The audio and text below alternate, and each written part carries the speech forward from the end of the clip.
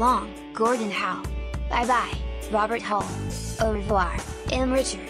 Those Hockey Hall of Famers and the rest of the players who won an NHL championship from 1954-65 are being stripped off the Stanley Cup this spring to create room for a new layer of names without making the trophy too big to be skated around the ice by the winning captain or checked on an airplane for its next journey. People in Saskatchewan are a little upset Gordie's name is coming off, but that's a tradition, said Mike Bold, one of the Hall of Fame staffers assigned to escort the cup around the world. It can't get any bigger, we wouldn't be able to do what we do.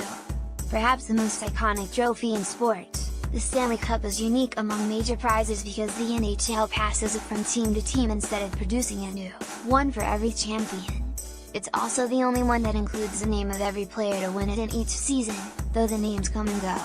Also, read, since it was first donated in 1892 by Lord Stanley, the Governor-General of Canada, the cup has grown from a 7-inch high bowl to 3-foot trophy more the size of a large wedding cake, with 3 small layers under the original bowl and 5 more bands under that fit about 13 years of champions apiece. Photo, the Associated Press. The top one of those bands, honoring much of Toe Blake's Montreal Canadiens dynasty and 3 of Punch and Lock's 4 titles in Toronto, will be removed in a matter of weeks. It will be flattened and displayed along with 2 previously retired rings, covering the 1927 40 and 41-53 championship teams, at the Hall of Fame in Toronto. In place, the name-by-name listing, teams are engraved on the upper rings. The process will need to be repeated every 13 years, meaning the player's name lasts on the cup a maximum of 65 years. I run into some of the older timers, like from the 70s, even the 80s. They're always like, "Hey, Mike, how many years have I got left on the cup?" Bold said. Some guys start doing the math, "Oh, I won't be around anyway." But if you win it when you're young, you're going to be around when name comes off.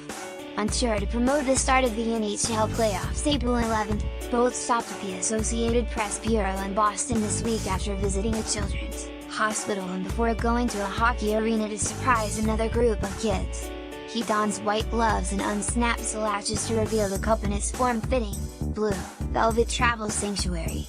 The black base is chipped and dinged from years of celebrations by joyous champions.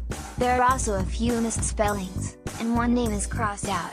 Still, seeing the trophy remains a thrill for many fans. Earning a spot on it is the ultimate goal for every NHL player who has ever laced up a pair of skates. That's the best part of the job, ding the reaction.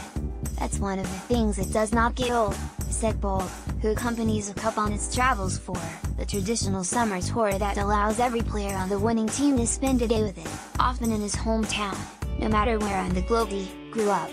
I've seen grown men cry, they can't believe they are this close to it, Bold said. It's like a celebrity. Everybody's always happy when the cup's around.